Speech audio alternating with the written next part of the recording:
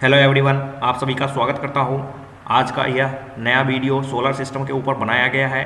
इसको मैंने बहुत अच्छे तरीके से बनाया है। इसमें 20 महत्वपूर्ण प्रश्न हैं। आप इसको अंत तक देखेंगे तो विद एनिमेशन के साथ, विद एक्सप्लेनेशन के साथ पूरे डिटेलिंग में ये क्वेश्चन पैटर्न तैयार किया गया है। तो आप अच्छे से देखेंगे तो मेरे समझ से पूरे सोलर सिस्टम को आप आसानी से इस वीडियो के माध्यम से समझ जाएंगे। तो देर न करते हुए शुरू करते हैं आज का पहला क्वेश्चन। आज का पहला क्वेश्चन है हेलिस। जो हेलिस धूमकेतु, जो धूमकेतु को हम कॉमेट भी बोलते हैं, COMMET, कॉमेट, यानी कि धूमकेतु को हम कॉमेट भी बोलते हैं। ये एक्चुअली बर्फ के टुकड़ों से और गैसों से बना होता है। तो धूमकेतु आखिरी बार कब देखा गया था? यहां पर क्वेश्चन है धूमकेतु आखिरी बार कब देखा गया था। तो आपके ऑप्शंस हैं 1986, 1985, 1984, 1983। तो आप देख पा रहे हैं धूमकेतु एक्चुअली है क्या, पहले मैं वो एक्सप्लेन कर दूं फिर मैं आंसर बताता हूं। आप देख पा रहे हैं कि ये मेरा बीच में इस वाले वीडियो में आप इस वाले एनिमेशन में आप देखिए, यहां पर क्या है, ये मेरा सन है, ये मेरा सन है और ये सन का ऑर्बिट है। यहाँ पर इसी ऑर्बिट में सारे के सारे प्लैनेट्स रिवॉल्व करते हैं, यानी कि सूर्य के चारों तरफ चक्कर लगाते हैं। तो जो हेलिस, जो कॉमेट है ये किस तरीके से चक्कर लगाता है आप इस वीडियो में देख सकते हैं। हेलिस यहाँ से शुरू करता है, फिर यहाँ से यहाँ तक पहुँचता है। तो जो इसका सही आंसर है, ये हेलिस का ऑर्बिटल है, यानी कि हेलिस इस ऑर्बिट में रिवॉल्व करता है। और जो इसका सही आंसर है वो है लास्ट जो देखा गया था 1986 में देखा गया था। जुड़े कुछ तथ्य और भी मैं बता दूं कि वो क्या है। जैसे हेलिस को जो पहली बार देखा गया था वो एक्चुअली 9 फरवरी 1986 को देखा गया था। और जो अगला संभावित, जो नेक्स्ट संभावित यानी कि जो पॉसिबल टाइम है, जो डेट है वो है 28 जुलाई 2061, यानी कि 2061 में हम लोग हेलिस को फिर से एक बार देख पाएंगे।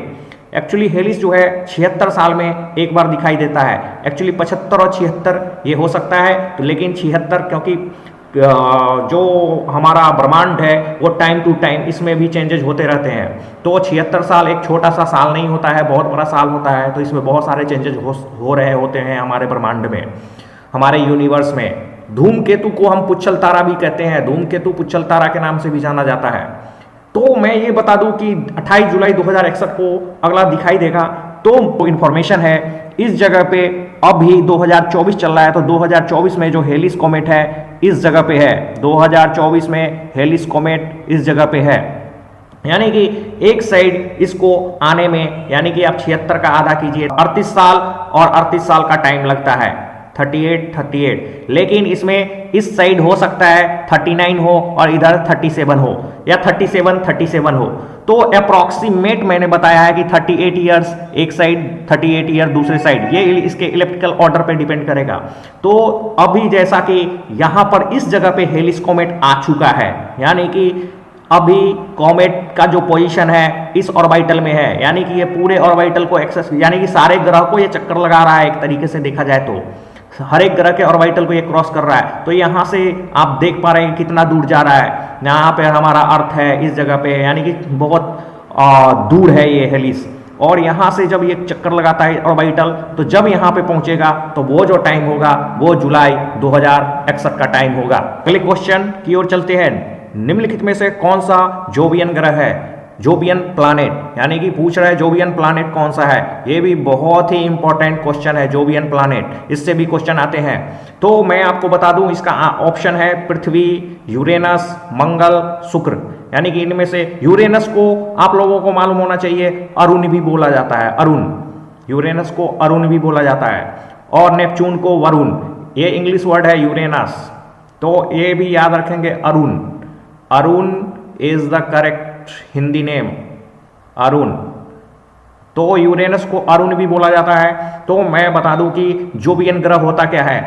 पहले तो ये जान ले कि जोवियन ग्रह इसमें जो है वो है, इसका सही आंसर है बी, यूरेनस। यूरेनस को हम जोवियन प्लैनेट बोलते हैं।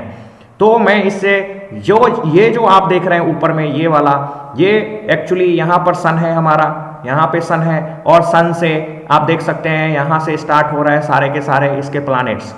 तो जो प्लैनेट्स, जो प्लैनेट्स, ये मेरा मार्स है, ये मेरा कौन सा है, मार्स यानी कि मंगल, ये मेरा मंगल है, और ये जुपिटर है, सैटर्न है, यूरेनस है, नेपच्यून है। तो जो प्लैनेट्स मंगल के बाद जो जितने भी प्लैनेट्स हैं उसको जोवियन प्लैनेट्स बोला जाता है। जोवियन प्लैनेट्स बेसिकली ये गैसों से मिलकर बना होता है, और जो भी इनर प्लैनेट्स हैं, इनर प्लैनेट्स ये सॉलिड रॉक से बना हुआ है, सॉलिड मटेरियल से बना हुआ है, मेटल से बना हुआ है, इसलिए ये इनर प्लैनेट है और ये जोवियन प्लैनेट है। इससे कुछ रिलेटेड कुछ तथ्य हैं उसको देख लेते हैं। जोवियन प्लैनेट्स कितने हैं, तो वो 4 हैं। आप देख पा रहे हैं जुपिटर, सैटर्न, यूरेनस, नेपच्यून, ये मेरे जोवियन प्लैनेट हैं। जुपिटर मतलब बृहस्पति, सैटर्न मतलब शनि, यूरेनस मतलब अरुण, नेपच्यून मीन्स वरुण।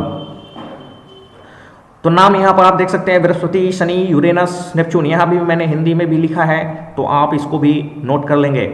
यह ग्रह गैसों से बना है, मैंने बताया कि यह ग्रह गैसों से बना है, क्योंकि जुपिटर, सैटर्न, यूरेनस, नेपच्यून ये सब जो है ना ज़्यादातर गैसों से मिलकर बना हुआ है, इसलिए इन सब के डेंसिटी बहुत कम होते हैं as compared to inner planet. और एक चीज़ मैं ये भी बता दूं कि सबसे ज़्यादा डेंसिटी वाला प्लैनेट जो अगर सोलर सिस्टम में है तो वो है अर्थ।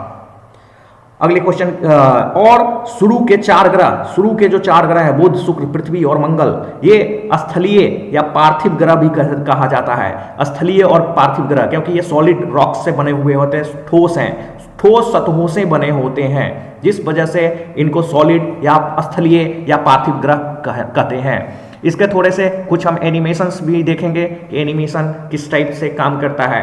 तो ये देख रहे हैं, ये जो है, ये जितने भी ये आप देख पा रहे हैं, मरकरी, वीनस, अर्थ, मार्स, ये जो है ये है इनर प्लैनेट, और इसको आउटर प्लैनेट भी बोला जाता है, जोवियन प्लैनेट को। तो आउटर प्लैनेट कौन से हैं, जोवियन प्लैनेट कौन से हैं, जोवियन प्लैनेट यहाँ पर जोवियन प्लैनेट्स हैं। तो आप इसको देखकर भी, एनिमेशन को देखकर भी समझ सकते हैं कि किस तरीके से ये सारे प्लैनेट्स रिवॉल्व करते हैं अराउंड द सन। अगले क्वेश्चन में चलते हैं। अगला क्वेश्चन है क्षुद्र ग्रह। क्षुद्र ग्रह यानी कि क्षुद्र ग्रह बेल्ट यानी कि एस्टेरॉइड बेल्ट। क्षुद्र ग्रह को हम इंग्लिश में एस्टेरॉइड बोलते हैं। किन ग्रहों के बीच में आता है, यानी कि यहाँ पर पूछा जा रहा है, ऑप्शंस हैं आपके बुध और शुक्र के बीच में, मंगल और बृहस्पति के बीच में, बृहस्पति और शनि के बीच में, पृथ्वी और मंगल के बीच में।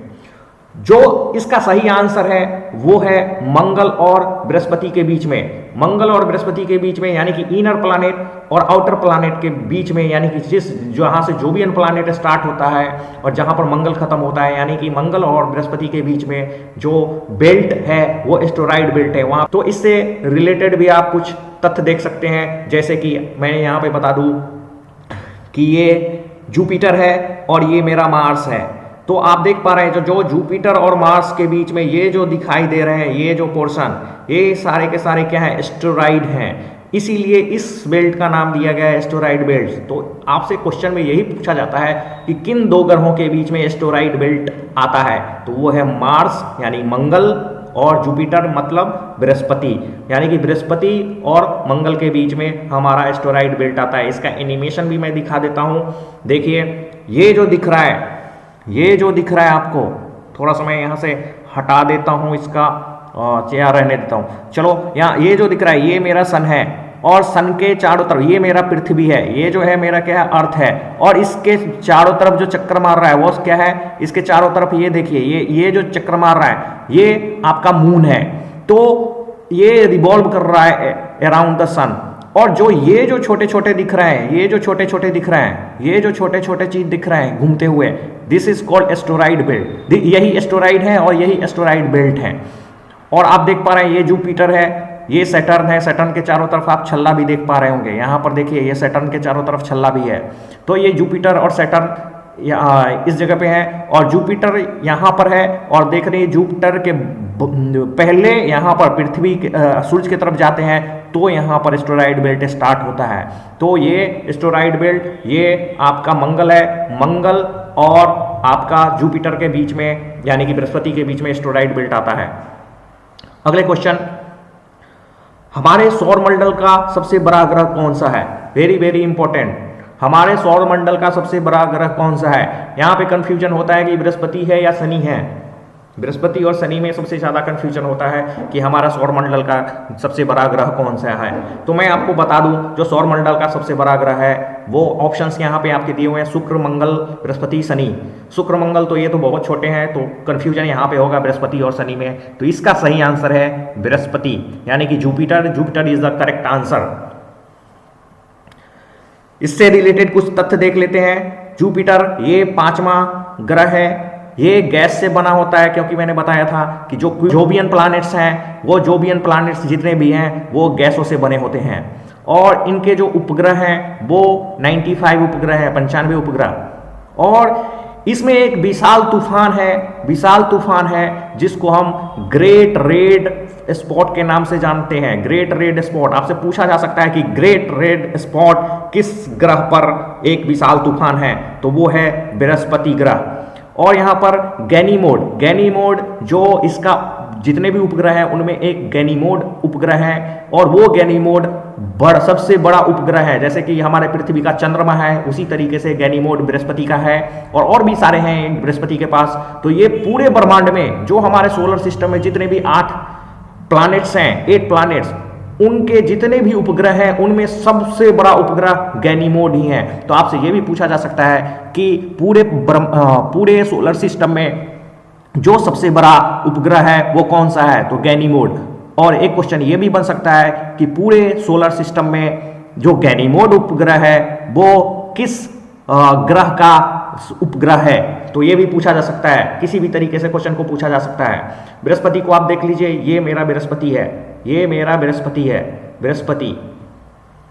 बृहस्पति सबसे बड़ा ग्रह है। अगले क्वेश्चन की तरफ चलते हैं। सूर्य के बाद पृथ्वी के सबसे नजदीक कौन सा तारा है? यह भी क्वेश्चन बहुत आता है। सूर्य के बाद पृथ्वी के सबसे नजदीक, यानी कि सूर्य क्या है, मेरा एक तारा है। सूर्य मेरा तारा है, स्टार है, वो कोई प्लैनेट नहीं है। और पृथ्वी मेरा ग्रह है। पृथ्वी के जो सबसे नजदीक वाला तारा है वो है सूर्य। और ये पूछता है कि सूर्य के बाद फिर पृथ्वी के नजदीक कौन सबसे नजदीक है। तो बहुत सारे तारे हमारे गैलेक्सी में है। तो आप देख सकते हैं कि हमारा ऑप्शंस यहाँ पे दिया हुआ है। ए प्रॉक्सिमा सेंचुरी,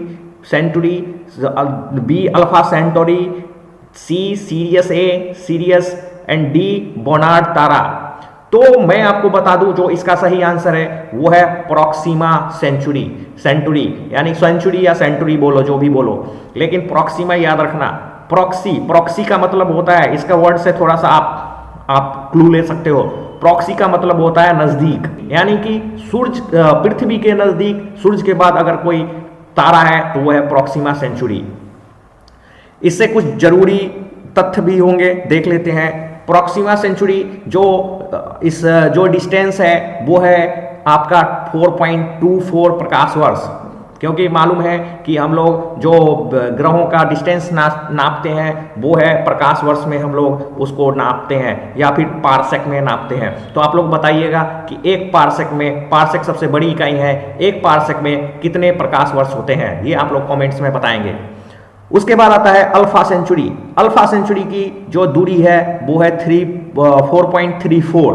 और उसके बाद आता है बोनार्ड तारा का जो दूरी है आप देख पा रहे हैं इतना है। सीरियस ए जिसकी दूरी 8.67 है, यानी कि ये दूर है बहुत। तो ये कुछ स्टार्स के मैंने नाम लिखे हैं, पृथ्वी से कितने दूरी पर हैं।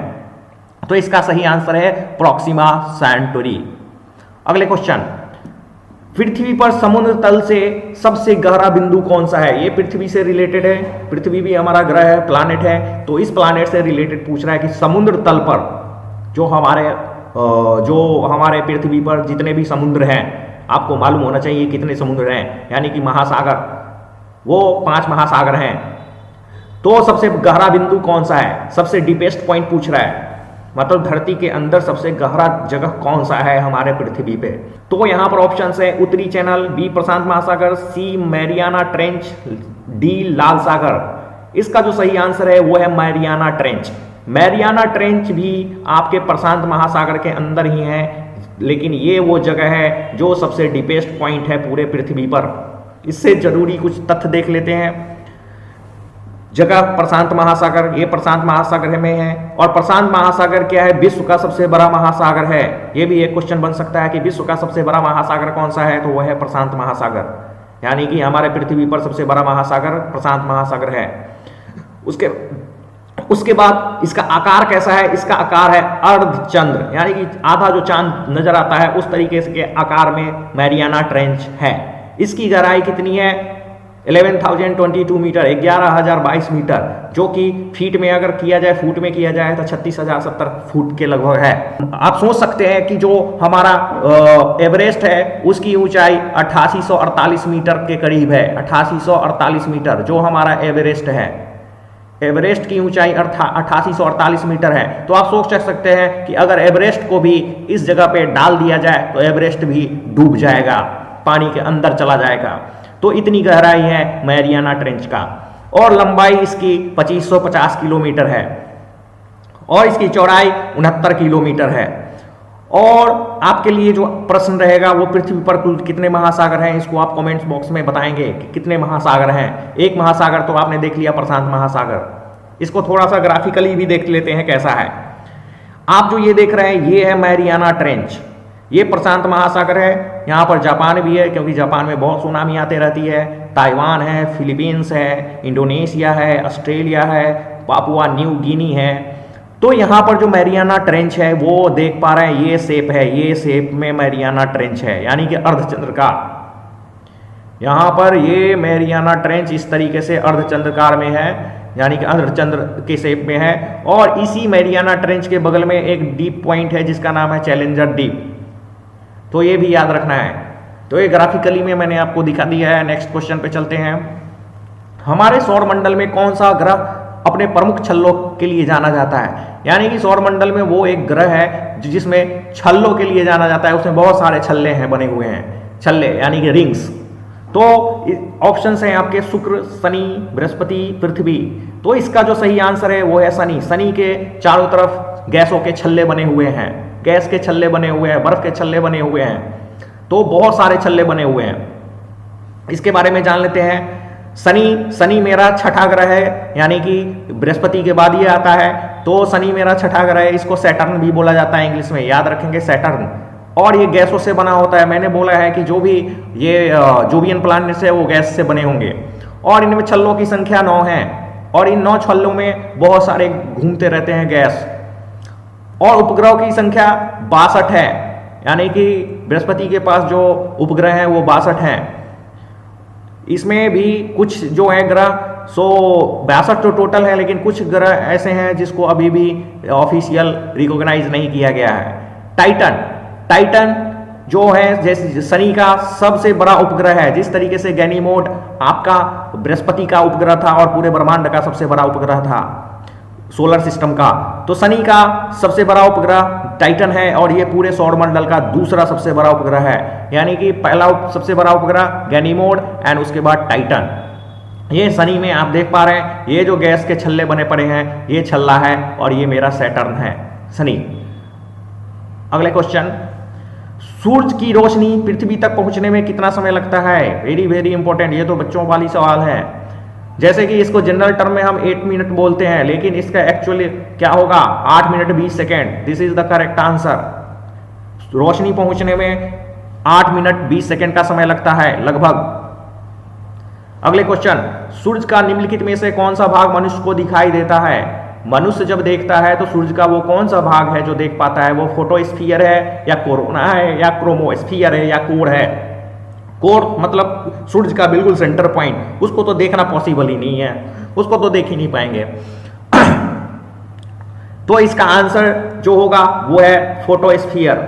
और जो ग्रहण के समय सूर्य का भाग दिखाई देता है वो है कोरोना, यानी कि कोरोना जो है वो ग्रहण के टाइम में हमें दिखाई देता है और जो मनुष्य देख पाता है ग्रहण से पहले वो फोटोस्फीयर पार्ट होता है। इसको भी ग्राफिकली हम समझ लेते हैं। ये जो मेरा है फोटोस्फीयर पार्ट है, ये वाला, ये फोटोस्फीयर पार्ट है। और जो कोरोना है ये वाला एरिया कोरोना है, ये वाला एरिया कोरोना है। ये तो जब क्योंकि ग्रहण होता है तो ये जो है ऑलमोस्ट ढक जाता है, लेकिन मुझे ये वाला पोर्शन दिखाई देता है। तो ये फोटोस्फीयर ग्रहण से पहले हम देख पाते हैं या ग्रहण के बाद देख पाते हैं, लेकिन ग्रहण के टाइम में हम लोग कोरोना को देख पाते हैं। तो ये भी ध्यान रखेंगे कि किस भाग को देख पाते हैं मनुष्य, फोटोस्फीयर, और ग्रहण के टाइम में कौन सा भाग देखा जाता है, तो वो है कोरोना वायरस नहीं। अगले क्वेश्चन, सूर्य के सबसे निकट कौन सा ग्रह है? अब ये वेरी वेरी इंपॉर्टेंट, सूर्य के निकट सबसे बड़ा कौन सा ग्रह है? वो पृथ्वी है या मंगल है या बुध है या शुक्र है? तो मैं आपको बता दूं, इसका जो सही आंसर है वो है बुध। बुध सबसे छोटा ग्रह भी है और पृथ्वी के सबसे नजदीक भी है। इसके बारे में कुछ तथ्य देख लेते हैं। बुध ये परिक्रमा करने में 88 दिन लगाता है, यानी कि सूर्य के चारों तरफ जब ये घूमता है तो 88 डे का टाइम लेता है। और इस पे जो तापमान रहता है वो -173 से 427 डिग्री टेम्परेचर रहता है। तो इस पे जीवन संभव है ही नहीं, क्योंकि या तो गल जाएगा या जल जाएगा। उपग्रहों की संख्या 0 है, यानी कि इसका कोई भी उपग्रह नहीं है। जिस तरीके से पृथ्वी के पास चांद है, शुक्र के पास भी कोई उपग्रह नहीं है। एक और ग्रह है शुक्र, यानी कि शुक्र के, जिसको हम वीनस भी बोलते हैं, तो वीनस के पास भी कोई भी उपग्रह नहीं है। तो वीनस और मरकरी, बुध को हम क्या बोलते हैं? मरकरी। तो मरकरी और बुध के पास कोई भी उपग्रह नहीं है, और ये सबसे छोटा ग्रह है पूरे प्लैनेट यानी कि सोलर सिस्टम में। अगले क्वेश्चन, पृथ्वी की बहन किसे कहते हैं? तो यहां पर ऑप्शंस हैं पृथ्वी तो ऑलरेडी ऑप्शंस आ गए, मंगल, बुध, शुक्र। तो पृथ्वी की बहन जो है वो शुक्र को बोला जाता है, शुक्र को ही पृथ्वी की बहन बोला जाता है, क्योंकि ये बहुत सारे चीजों में सिमिलर हैं पृथ्वी से। शुक्र, इससे जान लेते हैं कुछ तथ्य। ये इसको हम सुबह का या शाम का तारा भी कहा जाता है। इस पे भी क्वेश्चन आते हैं कि सुबह का तारा और शाम का तारा किस ग्रह को कहा जाता है, तो वो है शुक्र ग्रह। सबसे चमकीला ग्रह भी यही है, पृथ्वी के सबसे निकटतम ग्रह यही है, यानी कि पृथ्वी जो है हमारे, इसके अगर नजदीक बोला जाए तो मंगल नहीं है। मंगल पे हमारा मंगल यान गया, लेकिन मंगल को हम ऐसा नहीं समझेंगे कि मंगल नजदीक है या मंगल पे कहते हैं कि जीवन है। तो उस कंडीशन में हम ये नहीं समझ लेंगे। हमारा जो पृथ्वी से सबसे नजदीक है वो है शुक्र ग्रह, और ये गर्म ग्रह है, सबसे गर्म ग्रह। ऐसा भी ये नहीं समझेंगे कि ये मेरा सन है और सन के बगल में बुध है तो बुध सबसे गर्म होगा, नहीं, शुक्र सबसे गर्म ग्रह है। ये भी ध्यान रखना है, क्योंकि इसमें कंफ्यूजन हो सकता है कि दिमाग में आप सोच ले कि बुध नजदीक है तो बुध गर्म होगा, नहीं, शुक्र गर्म है, शुक्र गर्म है। और अपने धुरी पर ये जो रोटेट करता है, जो भी ग्रह है वो अपने जो एक्सिस पे रोटेट करता है, तो वो रोटेट किस तरीके से करता है? ये शुक्र जो है क्लॉकवाइज डायरेक्शन में करता है, यानी कि पूर्व से पश्चिम की दिशा में। यानी कि जब ये रोटेट करेगा तो ये पूर्व से पश्चिम की दिशा में इस तरीके से रोटेट करेगा। बाकी जितने भी ग्रह हैं वो एंटी क्लॉकवाइज पश्चिम से पूर्व की दिशा में घूमता है। यानी कि आपसे ये पूछा जाए कि पृथ्वी किस दिशा में घूमता है, पृथ्वी अपने अक्ष पे किस दिशा में घूमता है, तो वो आप बताएंगे पश्चिम से पूर्व की दिशा में, यानी कि एंटी क्लॉकवाइज हमारा पृथ्वी घूमता है। बाकी ग्रह भी एंटी क्लॉकवाइज घूमता है, सिर्फ 2 ही ऐसे ग्रह हैं जो क्लॉकवाइज यानी कि पूर्व से पश्चिम की तरफ घूमता है। पूर्व से पश्चिम की तरफ 2 ही ग्रह घूमते हैं, वो है वीनस और यूरेनस। वीनस को हम शुक्र जानते हैं, शुक्र को हम वीनस बोलते हैं, और यूरेनस को हम अरुण बोलते हैं, यूरेनस अरुण। तो एक तरीके से इसको याद रख सकते हैं, जिसके अंत में नस लगा हो, NUS, यूरेनस वीनस। इंग्लिश में थोड़ा सा याद करने में सहूलियत होगा, यूरेनस वीनस। ये जो जिनके अंत में नस लगा हो वो हमेशा क्लॉकवाइज घूमेंगे, पूर्व से पश्चिम की दिशा में। तो ये ध्यान रखना है। ये हमारा जो है वो शुक्र ग्रह है। अगले क्वेश्चन, कौन सा ग्रह लाल ग्रह के नाम से जाना जाता है? Red planet. Which planet is known as red planet in our solar system? तो ऑप्शंस हैं पृथ्वी, मंगल, बुध और शुक्र। तो इसका सही आंसर होगा मंगल। मंगल को हम रेड प्लैनेट के नाम से जानते हैं। इससे कुछ जरूरी तथ्य देख लेते हैं। रेड प्लैनेट यानी कि मंगल, और मंगल के 2 उपग्रह हैं, फोबोस और डीमोस या डाइमस, यानी कि 2 उपग्रह हैं, फोबोस और डीमोस। ओलंपस मॉन्स सबसे बड़ा ज्वालामुखी है और सौरमंडल का सबसे ऊंचा पर्वत भी है, यानी कि एवरेस्ट भी हमारा इससे छोटा पड़ जाता है। यानी कि माउंट एवरेस्ट 24 किलोमीटर ऊंचा है, सॉरी माउंट नहीं, माउंट एवरेस्ट नहीं, ये ओलंपस मॉन 24 किलोमीटर ऊंचा है, जो कि एवरेस्ट से लगभग 3 गुना है। यानी कि जो इसकी ऊंचाई है वो 24 किलोमीटर है और ये एवरेस्ट से 3 गुना का ऊंचाई धारण किए हुए है। तो सबसे बड़ा आपसे पूछा जाए कि सबसे ऊंचा पर्वत सौरमंडल में कौन सा है, तो वो है ओलंपस मॉन्स। और सौरमंडल में जो ओलंपस मॉन्स सबसे ऊंचा पर्वत है वो किस जगह पे है, तो वो है मंगल पे। तो ये भी याद रखना है, ये मंगल है हमारा रेड प्लैनेट, ये रेड प्लैनेट है। इसमें आयरन ऑक्साइड की मात्रा इतनी ज्यादा है कि ये रेड प्लैनेट है।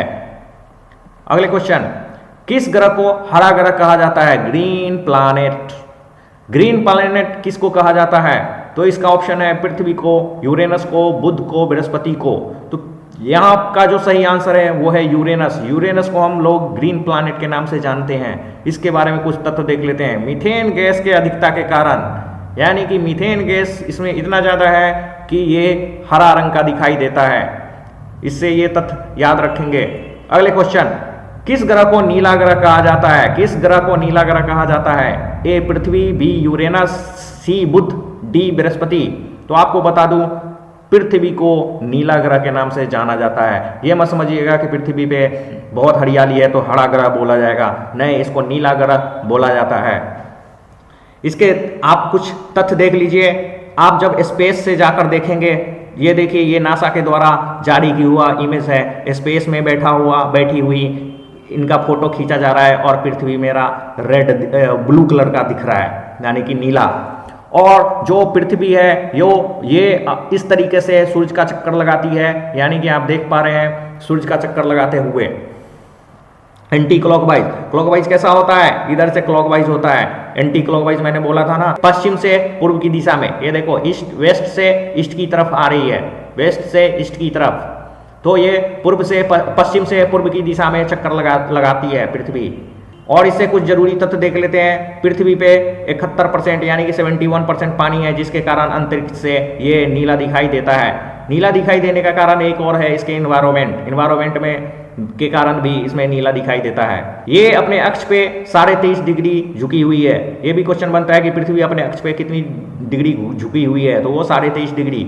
आप देख पा रहे हैं इस इमेज में जो पृथ्वी है, आप देखिए पृथ्वी जो है वो कुछ झुकी हुई नजर आ रही है। तो ये झुकी हुई कितना है, तो ये है 23.5 डिग्री। और ये अपने अक्ष पर कितनी देर में चक्कर लगाती है? ये 23 घंटे 56 मिनट 4 सेकंड में लगभग ये अपने अक्ष पे घूमती है। ये पूरा चक्कर 24 घंटे में करती है। जब इतने को हम लगभग 24 घंटे मानते हैं, इसलिए 24 घंटे बोलते हैं। लेकिन कुछ मिनटों की कटौती हो रही है 24 घंटे में, और यही 4 मिनट मिलकर हमारा एक दिन बन जाता है, और जो मेरे 4 साल बाद लीप ईयर का काम करता है, लीप ईयर। तो ये चीज भी ध्यान देंगे। किस खगोलीय पिंड को बौना ग्रह कहा जाता है? बौना ग्रह। पृथ्वी को, यूरेनस को, मंगल को, प्लूटो को। तो इसमें तो मेरे को लग रहा है कि आप बहुत इजी आंसर है। प्लूटो को हम लोग बौना ग्रह कहते हैं, क्योंकि प्लूटो पहले हमारे ग्रह में आता था, तो हम लोग क्या कहते थे कि 9 प्लैनेट है। लेकिन इसको रिमूव कर दिया गया क्योंकि ये बहुत ही छोटा प्लैनेट है, और इस प्लैनेट को बोला गया बौना ग्रह। अगला क्वेश्चन, कौन से ग्रह का घनत्व, डेंसिटी पानी से भी कम है? एक तो आप ये समझ लीजिए, जो सॉलिड मटेरियल होगा उसका डेंसिटी बहुत होगा, और जो सॉलिड मटेरियल नहीं होगा, यानी कि कुछ गैस होंगे, उनका डेंसिटी बहुत कम होता है। तो ये मान लीजिए पृथ्वी की डेंसिटी मैंने पहले भी बताया था कि सबसे ज्यादा है, क्योंकि इसके अंदर बहुत सारे मेटल्स हैं पृथ्वी के अंदर। शनि गैस से बना हुआ है, बुध मेटल से बना हुआ है, पृथ्वी जो है ये बृहस्पति जो है ये भी गैस से बना हुआ है, तो ये तो आपका आंसर नहीं होगा, ये आपका आंसर नहीं होगा। अब इन दोनों में कौन सा है? तो शनि जो है, शनि का जो डेंसिटी है बहुत कम है। अगर शनि को पानी में रख दिया जाए तो वो ऊपर तैरने लगेगा, यानी कि पानी के ऊपर शनि तैरेगा, तो इनकी डेंसिटी कम है। कौन से ग्रह सबसे ठंडा ग्रह है? सबसे ठंडा ग्रह, यानी कि सबसे ठंडा ग्रह कौन सा है? क्या वो पृथ्वी है? क्या वो यूरेनस है? क्या वो वीनस है? क्या वो नेपच्यून है? तो इसका जो सही आंसर है वो है यूरेनस। यूरेनस जो है बहुत ही ठंडा ग्रह है। आकाश में सबसे चमकीला तारा कौन सा है? आकाश का सबसे चमकीला तारा, बहुत सारे तारे हैं लेकिन सबसे चमकीला तारा कौन सा है? तो आकाश में जो सबसे चमकीला तारा है उसका ऑप्शंस यहां दिया हुआ है, कैपेला, सीरियस, रिगेल, अल्टेयर।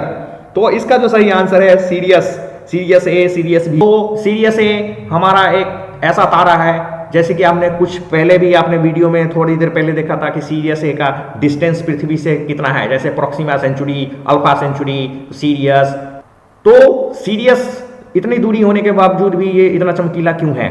तो इसके ये सीरियस हमारा सबसे चमकीला तारा है, ये भी आपको ध्यान रखना है, ये भी क्वेश्चन आ सकते हैं। तो इससे जरूरी कुछ तथ्य जान लेते हैं। सीरियस को हम डॉग स्टार भी बोलते हैं, डॉग स्टार किस ग्रह को बोला, किस तारे को बोला जाता है? तो वो सीरियस। और ये संस्कृत में मृग व्याध के नाम से जानते हैं, मृग व्याध के नाम से संस्कृत में जानते हैं, लुब्धक के नाम से भी जानते हैं, कहते हैं इसको। और पृथ्वी से जो इसकी दूरी पृथ्वी से है वो 8.7 प्रकाश वर्ष है। यह सूर्य से 2 गुना भारी है, यानी कि जो सूर्य है हमारा, जो जिनको हम अपने सोलर सिस्टम में सबसे बड़ा सोलर तारा मानते हैं, तो उससे भी 2 गुना भारी का हमारा जो है सीरियस है, यानी कि बहुत बड़ा है। तो ऑब्वियस है कि जब इतना बड़ा है तो ये बहुत बड़ा लाइट भी प्रोड्यूस करता है, जिस वजह से इसको सबसे चमकीला तारा माना जाता है। सूर्य का रंग कैसा है? ये भी क्वेश्चन आते हैं, और अब ये तो बीपीएससी साइड 3 में पूछा भी हुआ है। सूर्य का रंग कैसा है? सूर्य का रंग कैसा है? ए श्वेत, बी लाल, सी पीला, डी नीला। आप लोग के दिमाग में यही आएगा कि लाल कलर है सुबह में, और रात में या दिन में, पूरे दिन में पीला कलर होता है। तो ये तो इन्वायरमेंट के कारण होता है, जैसा कि आपने भी फिजिक्स में पढ़ा होगा। लेकिन श्वेत रंग है इसका एक्चुअल रंग, श्वेत रंग। तो इसका आंसर ए आंसर होगा, यानी श्वेत मतलब सफेद। पीले और लाल रंग जो सूरज में दिखाई देते हैं वो वायुमंडल में प्रवेश करते ही सौर किरण, जो किरण निकलती हैं सूरज से, जो आ रही होती हैं, फैलाव के कारण उत्पन्न होता है। नेक्स्ट क्वेश्चन, कुइपर बेल्ट क्या है? कुइपर बेल्ट क्या है? सौरमंडल के बाहरी किनारे पर स्थित एक क्षेत्र है, बुध और सूर्य के बीच में स्थित बीच का क्षेत्र है, मंगल और बृहस्पति के बीच का क्षेत्र है, इनमें से कोई नहीं। मंगल और बृहस्पति के बीच के क्षेत्र को क्या बोलते हैं? अभी पीछे मैंने आपको बताया था, मंगल और बृहस्पति के क्षेत्र को बीच को बोलते हैं एस्टेरॉयड बेल्ट। एस्टेरॉयड बेल्ट किस जगह पे उपस्थित है? तो मंगल और बृहस्पति के बीच में है। तो इसका जो सही आंसर है, जो सबसे परे है हमारे सोलर सिस्टम के बाद, जो भी परे का मतलब जो सबसे दूर है, सोलर सिस्टम के बाद जो भी क्षेत्र है वो है आपका कुइपर बेल्ट बाहरी किनारों पर स्थित एक क्षेत्र है। लोगों को ये नॉलेज पहुंचाइए शेयर करके, और देखने के लिए धन्यवाद। Thank you.